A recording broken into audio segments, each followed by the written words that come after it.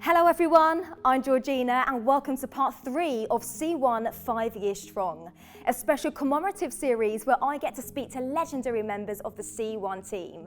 We get to chat about memories from the early days of C1, our incredible growth, and take a glimpse into the bright future. Are you ready for part 3? Well, so am I. Let's start it off by sitting down with C1 Chairman of the Board, Robert Flor. Welcome, Robert. So you are known as a game changer when it comes to business, so it's a special privilege to be chatting to you today here in the C1 Dubai offices. So should we get straight to it?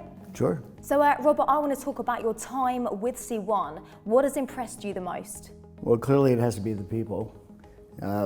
Here in the Dubai office, where we have most of the business established, but also we have resources in Spain, people in Sweden, and I'm always impressed every day with the level of energy and commitment my colleagues bring to work every day, and their commitment to serving the network, and also their increasing ability to to function as a team. I think we highly value teamwork and collaboration, and bringing everybody together on a mission. A shared mission is exciting, and this group here has really impressed me from that perspective. Yeah, I can definitely feel that too within the C1 community. Now, what do you think the company's growth trajectory will look like in the next coming months? Well, we're pretty ambitious about new products and new services. We're focusing on developing our own token, as people who follow us will know. That it'll be a token that will, as a utility, will give people access to all parts of our ecosystem and our product offering and our portfolio of businesses. We're focusing on developing new lifestyle apps and offerings like in fitness and health, and as well as travel and in education. So we're quite ambitious over the course of the next year. So you've got many new products that are coming to the market, you've got a new app, you've got a new token. What do you base this on? Is there one thing that's really going to help push those to the community? Well, we listen to the network, and I think we're confident that the network will respond because we're giving them what they're asking for. And that is in every part of the world in which we operate. So it's interesting. It's a challenge to sort of respond to people from different countries and different cultures, but it just seems that everybody is clearly interested in the digital world as it's developing. They're interested in lifestyle opportunities. So that's what we're committed to doing, and I'm sure the demand will be there if we develop the products in the right way. But a bit of a push, a bit of a, let's say, an overwhelming demand can sometimes be a good thing, because it's like, okay, let's do this, let's make this happen, let's make it work. So as a established global leader yourself, what is your advice for up and coming entrepreneurs? I think I always tell people, don't be afraid to fail, take risks. If you believe in something, apply all the energy and passion you can to it. I think passion is critical, and also to work with others effectively, build teams, and don't be afraid to ask for help. So I think that's what you need to do. Working together as a team, as a community to make things happen. But don't be afraid to fail. Don't be afraid to fail. It always helps you when you do fail, just push that little bit You learn further. from it. It's a learning. I want to look into C1's future now. So what do your expectations for the future of C1 look like? Well, I think we want to continue to be considered not just the biggest network marketing business in the world, but also the most successful. And that doesn't mean just in terms of how much commercial success we have, but also in the way we conduct ourselves as a company, and that we are place a high value in being fully compliant and regulatory, from a regulatory perspective in every market in which we operate, and to make people proud of their affiliation with C1. And we want to set a standard in everything we do, and the quality of the products, the way we operate our business, the way we work together, the way we engage with our members, and to make sure the members are happy.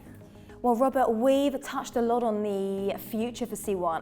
I want to talk about what's happening now, especially cryptocurrency. Now, crypto is seeing an incredible spike at the moment, right? So C1 has foreseen this. What is the value of foresight in the business? Well, I think most of the world now appreciates that crypto is here to stay in some manner, and you see the success that Bitcoin has had in the increase in the valuation. I think that is carrying the rest of the market.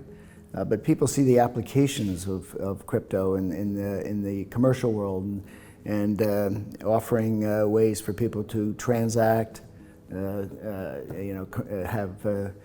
partner agreements, do global trade, the importance of blockchain, distributed ledgers, crypto, digital assets.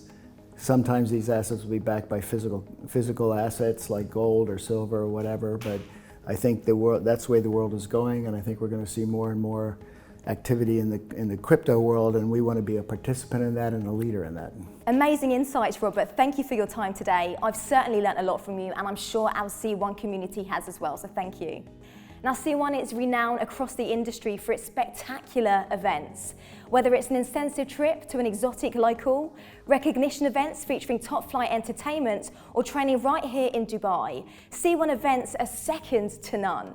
Now, much of the success is thanks to my next guest, C1's head of events, Jade. So let's meet her next.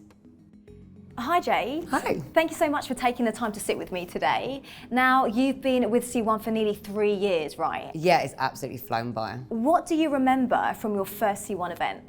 Well, my first C1 event was actually at The Pearl, which is one of Dubai's most iconic venues, and we had over 800 people, so it truly was a great way to jump right in. Yeah, and that's quite an achievement to manage an event of 800 people for your first ever C1 event.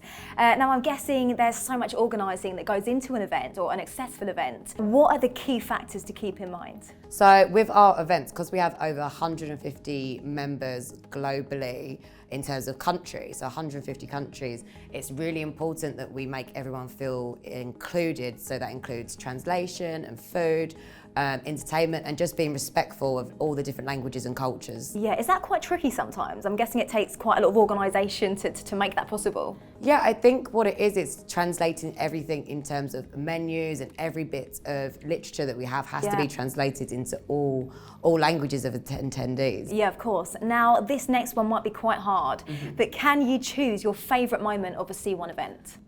God, favourite moment is very difficult. My favourite part of the C1 events is definitely our infamous incentive trip. We had fireworks in Thailand, we had driving classic cars in Cannes, and then obviously just recently the Maldives, where we had some fabulous dinners and events there as well. I've seen and heard about your recent trip. It looked and it sounded incredible. When it comes to planning an event, how do you actually come up with a particular theme?